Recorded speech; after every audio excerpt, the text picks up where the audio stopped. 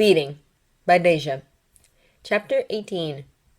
"This is a horrible idea," said Hester, staring up at the Zeppelin from her perch just behind Iorek's head. In fact, her preferred perch was on top of Iorek's head, but as the bear was currently looking up as well, even leaning back slightly on his back legs to do it, it was not a prudent place to sit for either of his current riders. "It would certainly be faster," said Lee, who clearly had mixed feelings on the matter. He liked flying, and he hated being a passenger for their travels, and he felt it his responsibility to get Lyra to her father as quickly as possible, but he did not want the journey to end. "Oh, I knew you would love it," said Anna Koskinen, sweeping around their heads. "I'm with Hester," said Lyra. "It's a horrible idea." As Lyra tended to think all of the witch's ideas were horrible, that opinion might not have held much more weight than that of a petulant child, except neither Iorek nor Lee were inclined to treat her views as such, and, at any rate, she had some rather good points to back up her opinion. Those evil men came from it. What if more find us if we take it? What if we're taken for bandits and shot from the sky? Anyway, anything they had is bound to be full of horrid things." "Nonsense," said Anna Koskinen. "I looked all through it. The worst thing I found was the remains of its pilot, and those were easily returned to the earth.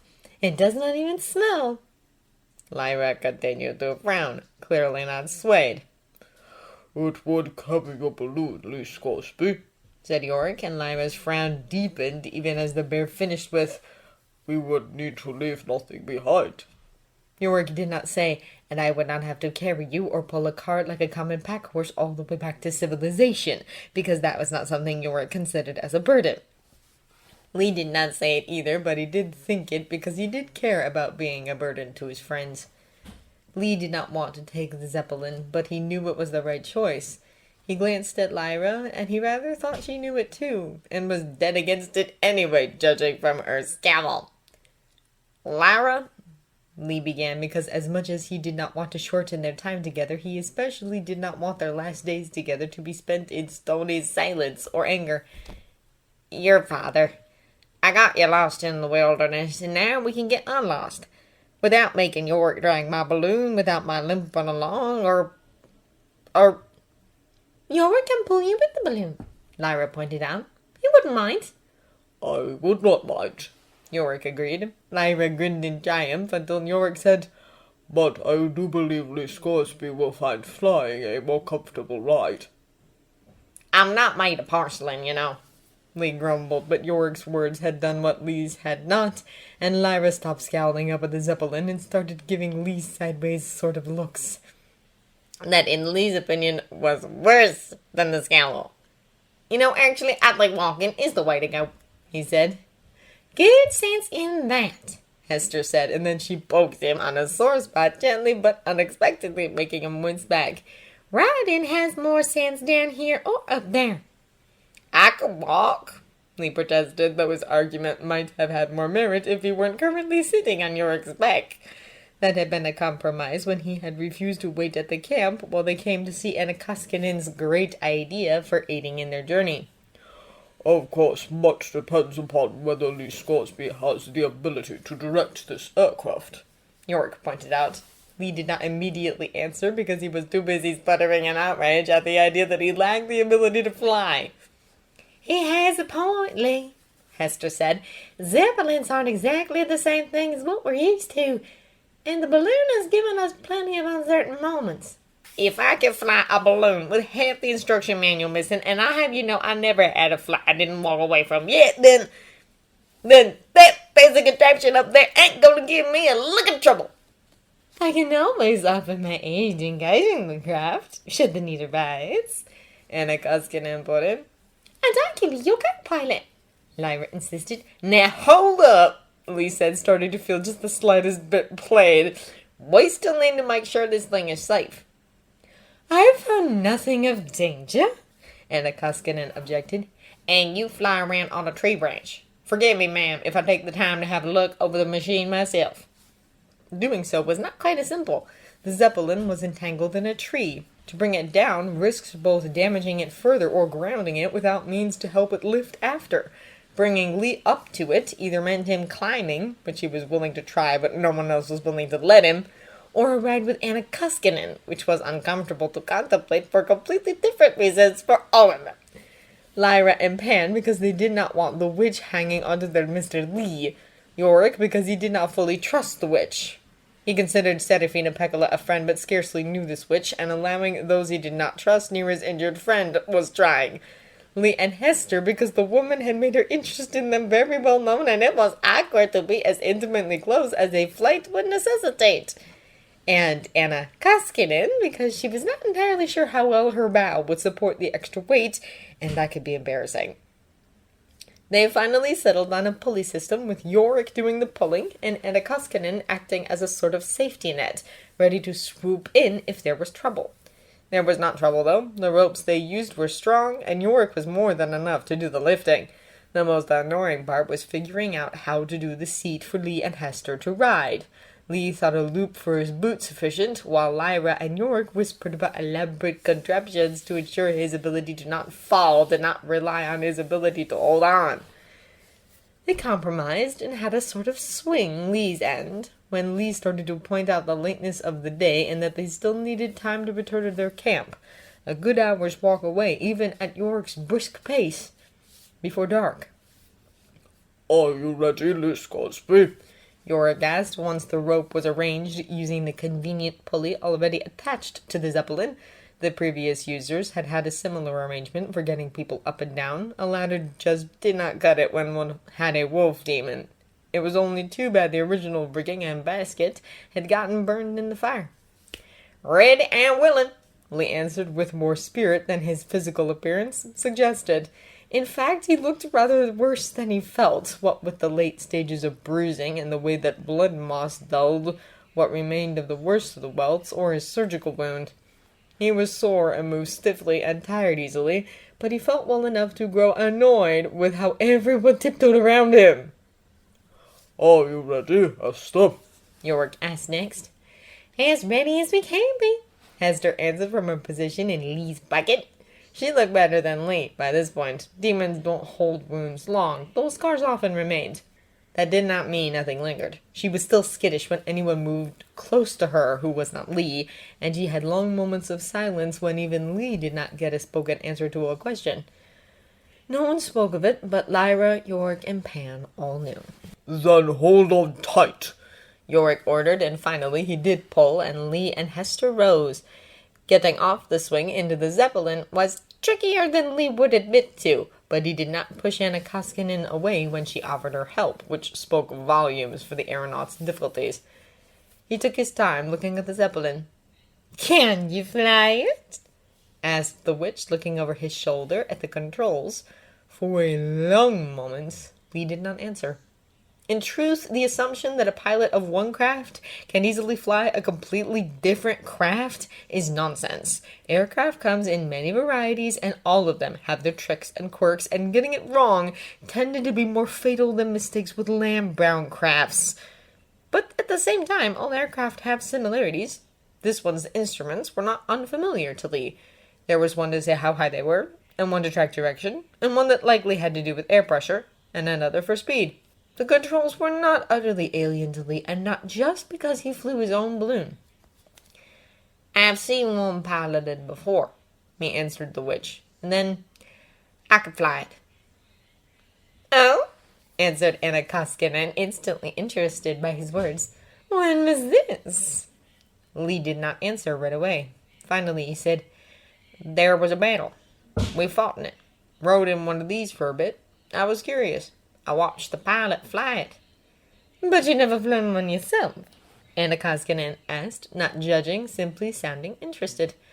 "Briefly," Lee answered. He glanced towards Hester, half expecting her voice to chime in with, "You mean we crashed one once?"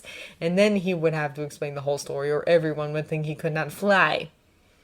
That he knew what he was doing when he crashed it, and it was perhaps one of the worst things he ever had to do.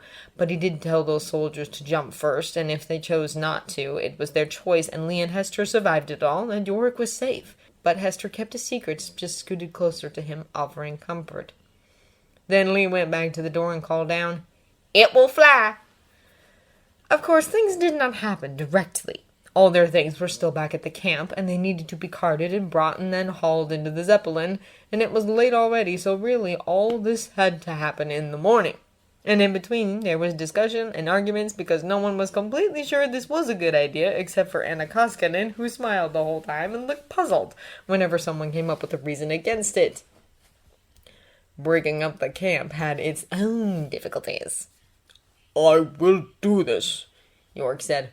You will lay still and watch that all is done well. It's my balloon. I should be the one loading it up, Lee answered. Do you not trust me with your balloon, Lee Scoresby? Which was unfair, especially when said in that tone, sad and low. Lee started to answer, then glanced toward Lyra and Pan and swallowed his first words. Damn it, Iorek, you know I trust you, he answered when he felt he could get the words out cleanly. Lyra probably already knew worse words, but that did not mean Lee had to expand her vocabulary himself. Then I will do this, Iorek said, tone satisfied. And you will watch. What do you want us to do? The child asked. Sit out late to hold him down, Hester suggested. They got the cart loaded in the end, mostly Iorek, but everyone helped, even Anna Koskinen, though her help was more along the lines of spreading the ashes of their fire pit and encouraging the forest to swallow all traces that they had ever been there. Not that there had been much trace anyway. A bear knew how to build a camp that blended into the surroundings. Getting everything into the Zeppelin was more awkward than difficult. With a pulley and a bear, there was no difficulty with the lifting, but moving it inside was not so easy, even with Anna Koskinen pushing from atop her bow and Lee and Lyra pulling it in. Getting Iorek into the Zeppelin was the hardest part of the entire process, and even that proved easier than anyone thought. Even as the others were putting their heads together to figure out how they could pull him in, Iorek calmly sat himself on the same swing the others had used and, just as easily as he had pulled them up, he pulled himself up. He was already half inside before the others even knew he was coming. Iorek! Lee scolded when the bear made the whole structure tilt as he scrambled inside. You should have waited for us to help. And you should not have exerted yourself as you have, Iorek answered, looking closely at his friend and making the others look closely as well. Lee wanted to object strongly and at length, but now that he was sitting still, it turned out he had exerted himself rather hard in getting everything and everyone settled. You look awfully pale, Mr. Lee, Lyra put in, frowning. I'm fine, Lee mumbled, which was practically an admission of not being fine, because if he was fine, he'd have had a lot more to say about it, and he wouldn't be sitting still and breathing heavily and looking likely to fall over at any moment. Then, just give me a moment, and I'll have us fly. We are in no hurry, Iorek assured him. I'm fine, Lee said again. Then, don't look so worried. Are you worried? Anna Koskinen asked, curious and peering hard at the bear. As far as she could tell, his expression had not changed. Let us have some food, Iorek said instead of answering.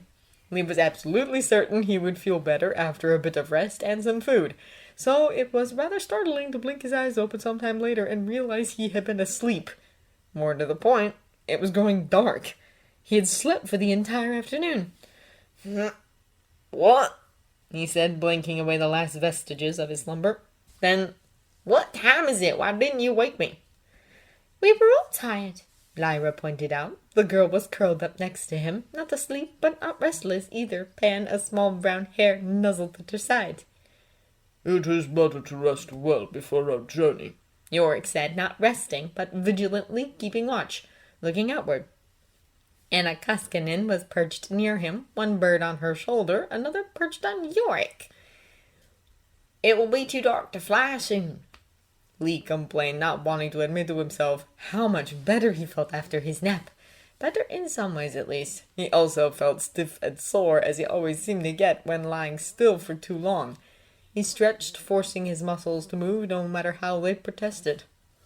You have flown many times at night before, Iorek pointed out. In my balloon, which I know. This thing, it'll be tricky enough in daylight. I could fly before you to guide your way and lead the wind in your favor, Anna Koskinen suggested.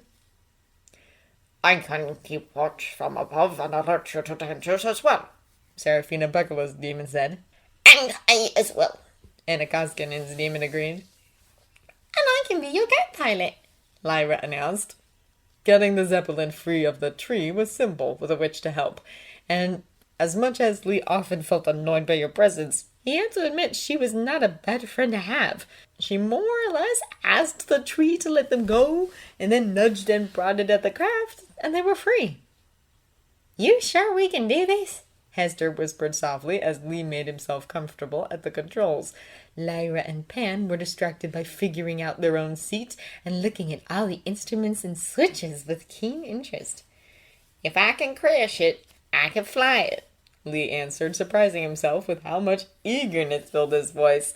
He had gotten so used to his own snappishness during his recovery that he had almost forgotten what it felt like to not be sore and restless and annoyed.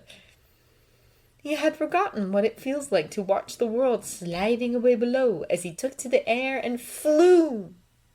What does that do? Lyra asked, and Lee grinned, buoyed on her enthusiasm and the sight of the sky above. It was not his balloon, and it lacked the feel of the wind in his face, but he could hear the creak of the Zeppelin around him, and he could see the sky, and it was enough. See that? It says how high we are, and if you turn this, it should get us higher. Go on, give it a try.